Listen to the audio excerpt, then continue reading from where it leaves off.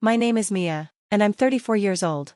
3 years ago, I married Matthew after dating for 2 years. Lately, though, we've struggled to conceive, and over the past 6 months, I've felt a growing distance between us. Matthew is busy running his company and is on track to become the next president. He often attends company events, which means late nights filled with drinking and socializing. I've convinced myself that once we have a child, things will change, so I've overlooked some of his behavior and continued to support him. His parents, especially my father-in-law Kevin, are very kind and treat me like their own daughter.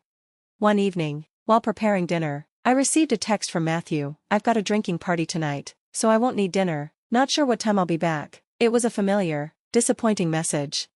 "Again? You did the same yesterday. Are you sure everything is okay?" I reminded him that he'd come home late the night before after drinking with colleagues. "Are you being sarcastic? Stop that. I'm not just a carefree housewife, Mia. I'm not being sarcastic, I'm just worried. And yes, I'm a housewife, but it's not like I'm lounging around doing nothing." "So what? You're busy then?" "It's not like you can be busy when we don't have kids." There you go again, blaming me for our childlessness. Our conversations always end up like this. Matthew looked at me with frustration. "It's the truth, isn't it? We've been married for 3 years, and it's strange we don't have kids yet. The test showed no issues. It must just be about timing, but your drinking parties have increased, and we hardly spend time together. Can't we make an effort to connect?" I gathered my courage to suggest we prioritize our time together for our future. It's true we see less of each other, but I'm busy with work because I'm on track to be president. You understand that, right? "Yes, I understand, but when our lives pass like ships in the night, it makes me anxious." "I see. I'll try to come home earlier, but tonight, I won't be back until late." With that, he left for his drinking party. When he finally came home just before dawn, he promised to make time for us, but I couldn't shake my anxiety about whether he meant it. One day, we received an invitation to dinner at Matthew's family home. Though he seemed hesitant, we decided to go together. While I helped his mother, Emily, prepare the meal in the kitchen, I overheard Kevin and Matthew talking in the living room. "You've been busy lately, but you are coming home, right?" "What did Mia say?" "Mia? I haven't heard from her. Why, is there something you want to talk about?" "Nothing," Matthew replied, sounding uneasy. "Why the sudden concern? Are you worried I'm not coming home?" "No, I do come home. I've just had a lot of drinking parties recently, so sometimes I get back late. I thought you might have heard something from Mia." "Don't start that. All I hear from Mia is that you're working hard." Matthew seemed flustered, realizing he had slipped up. "I've told you to take care of Mia. You need to come home right after work. I doubt there are that many drinking parties at the company. Are there? You know I dislike unnecessary drinking." Matthew appeared troubled and glanced my way, and I quickly turned my head, trying to avoid his gaze. "Kevin doesn't like unnecessary drinking parties. He comes home right after work," Emily chimed in. I recalled Matthew mentioning that their company's drinking parties were fewer compared to others when we first started dating. "I'm responsible for a very important client," he explained. "You may be the president, but you don't know everything, right?" Kevin replied, nodding. "This client really enjoys drinking parties. I'm attending for the company's sake." Matthew glanced at me again, and I barely avoided his eyes. "Well, work is work. There may be unavoidable parties, but if you don't cherish Mia, you'll end up unhappy. Think about that," Kevin advised. "Yes, I understand," Matthew responded, though his tone was reluctant. Perhaps Kevin's words struck a chord because Matthew started coming home earlier more often. We began to have dinner together and enjoy more quality time as a couple. Just like before, I was grateful to Kevin for his intervention. Then one morning, I suddenly felt unwell and decided to visit the hospital. They suggested I take a pregnancy test, and to my astonishment, I found out I was pregnant. I was overjoyed. I immediately called Matthew to share the news. "What's up? I'm busy at work." "Sorry for the sudden call, but I wanted to tell you something as soon as possible." "What is it?" I was so filled with excitement that I could barely contain myself. "I wanted to tell you in person, but I couldn't wait until tonight. We're going to be parents." "What do you mean?" "I'm pregnant. I felt unwell this morning, went to the hospital, and they confirmed it. I'm really pregnant." I blurted it all out in one breath, but there was silence on the other end of the line. "Matthew? I'm here, that's great news, but I'm really busy right now. Let's talk more tonight. I have to go. Sorry for interrupting you when you're busy. I just wanted you to know as soon as possible." "Yeah, we'll discuss it tonight." After hanging up, a wave of anxiety washed over me. He didn't even say congratulations. Matthew wanted a child too, didn't he? A sense of unease settled in, but I couldn't help my excitement about our long-awaited baby. I was filled with joy and eagerly anticipated Matthew's return to talk about our future together. But when Matthew finally came home, it was late and he was clearly drunk. "I'm home." "What, you've been drinking?" "So what if I have?" he shot back, irritation etched on his face. "It's not just about the drinking. I've been waiting all day to talk about the baby and our future." "Oh, that? Aren't you happy?" "Of course, I'm happy. This is our long-awaited pregnancy." "Then you should have come home early to hear what I had to say. You show up drunk like this." I felt a surge of frustration. I wanted him to be excited too, to share in our joy. His attitude made me feel completely deflated.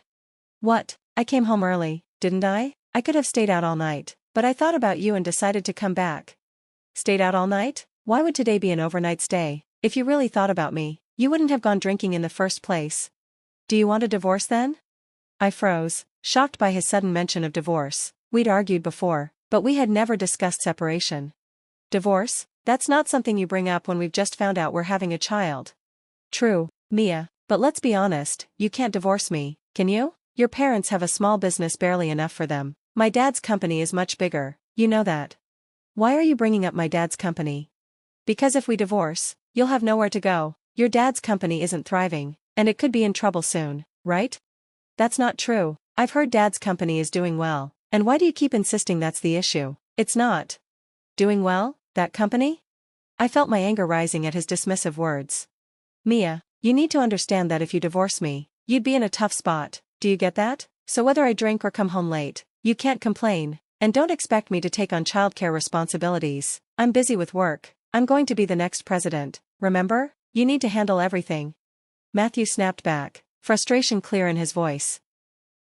I rushed to the bathroom, tears of frustration streaming down my face. Why did he have to belittle my dad's company so much? Why couldn't he just say, "Congratulations"? Didn't he want a child, too? Raising a child together was my deepest desire. I hated the thought of worrying my parents, especially my dad, who always fretted about me visiting home alone. Since we got married, Matthew had never once accompanied me to my parents' house, always citing work as the excuse.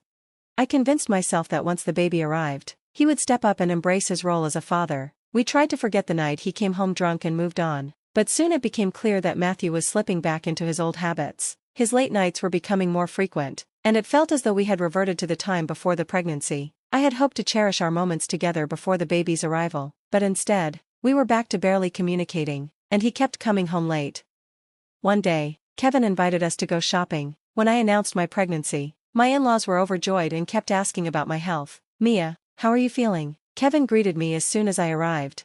"Thank you, the baby and I are doing well." "Great to hear. We thought it would be nice to shop for baby items today. Don't worry about carrying everything. Matthew and I will help," he said with a warm smile.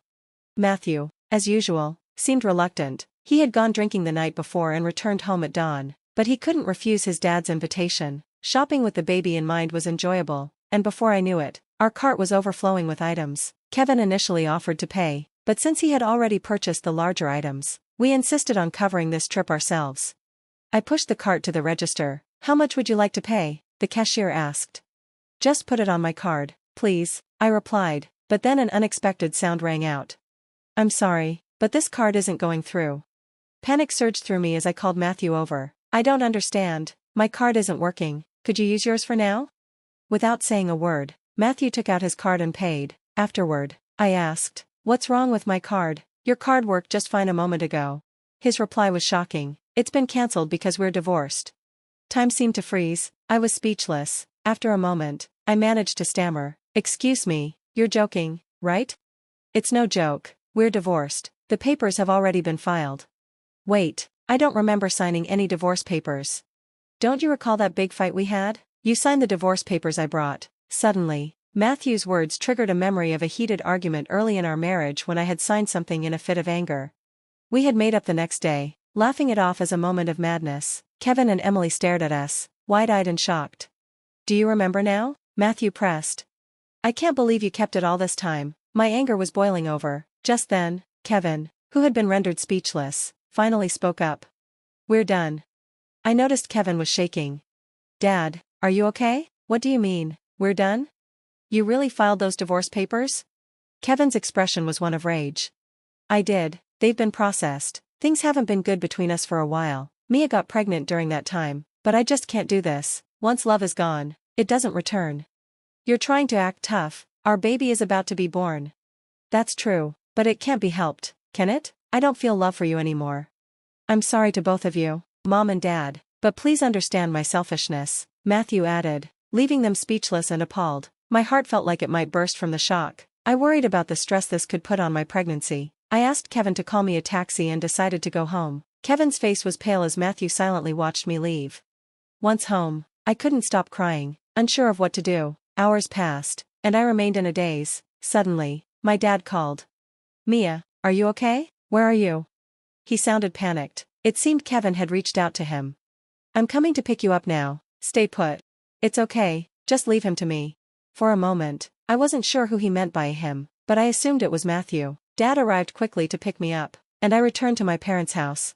As I spent time with Dad and Mom, I gradually regained my strength. I realized that being with someone as toxic as Matthew would only lead to unhappiness, for both me and my child. I was furious about the divorce papers being filed without my consent, but if the divorce was already finalized, then so be it. My feelings for Matthew had diminished to that extent.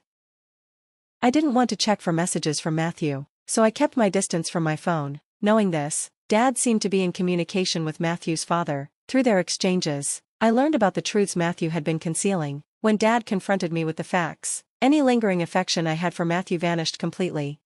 About half a month after returning home, I finally braved a glance at my phone. It was flooded with messages and missed calls from Matthew. As soon as he noticed that I had seen his texts, he called me immediately. I steeled myself and answered.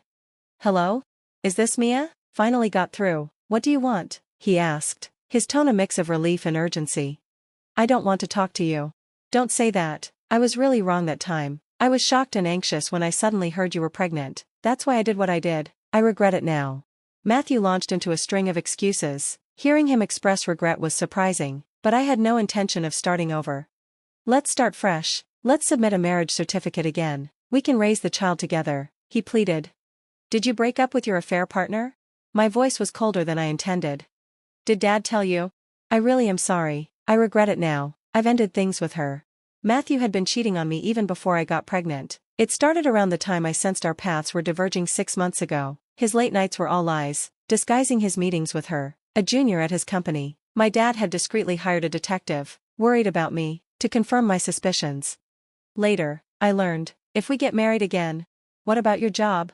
You know about that too? I think I can return to work if I can start over with you. Mia, please help me.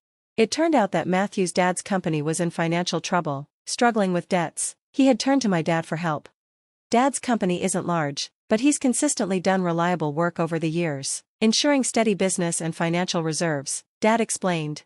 As a condition for lending the money, my dad had made Matthew's dad sign a contract stating that if Matthew ever betrayed me, all rights to his company would transfer to my dad. At the time, they had no reason to believe Matthew would betray me, but everything was documented.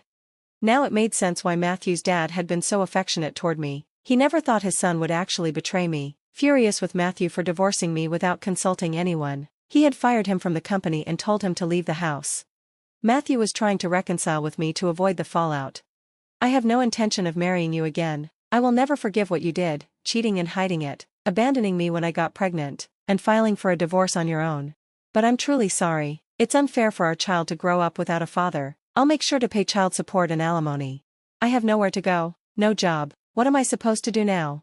That's not my problem. Reflect on your foolishness. I finally realized how important you are to me. Please don't abandon me. In frustration, I immediately blocked Matthew's number. His father had promised to ensure alimony and child support would be paid, but that didn't concern me anymore.